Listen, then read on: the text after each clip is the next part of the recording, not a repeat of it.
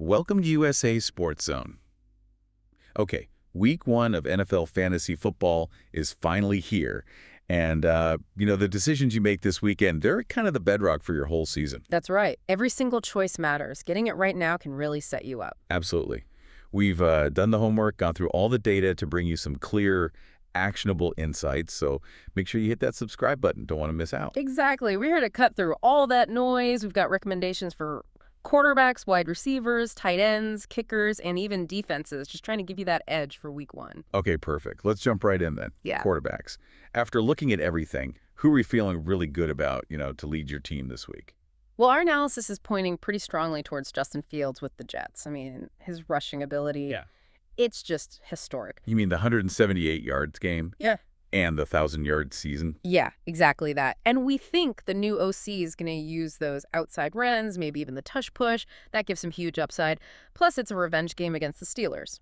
Oh, right, the revenge game narrative. And his passing metrics actually improved last year, especially on the shorter stuff. So lots to like there. Okay, compelling case for Fields, especially with that rushing floor you mentioned.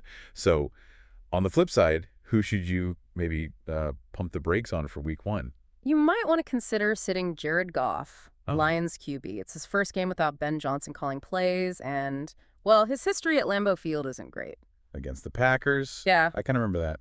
Low passing yards, bad touchdown to interception ratio there historically.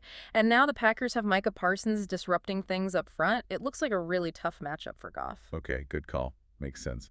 All right, let's talk wide receivers. This is where things get really interesting, right? Who looks ready to just, explode?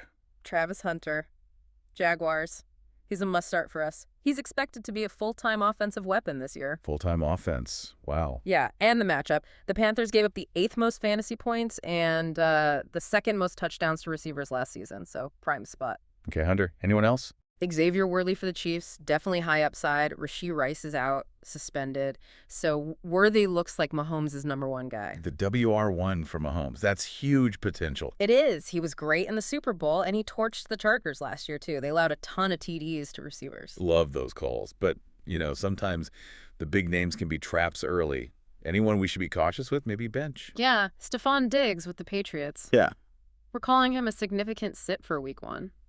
Really?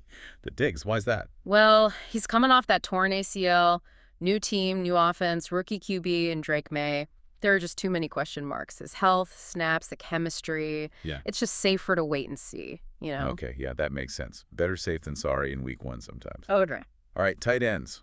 Who's going to be that reliable target, that security blanket this week? We like Tyler Warren for the Colts. He's a big rookie, really good after the catch. And his QB, Daniel Jones, he tends to target the middle of the field a lot. Okay. And the matchup. Facing the Dolphins defense, and they lost some key players. So, yeah, good spot for Warren. Also, David Njoku for the Browns. Ah, and the Joko. Especially with Flacco back. Exactly. Yeah. And Njoku historically crushes the Bengals. And Cincy. They allowed the 2nd most fantasy points and touchdowns to tight ends last season. Very favorable. Gotcha. Any potential traps at tight end? Guys who might look okay on paper but have a rough matchup. Jake Ferguson.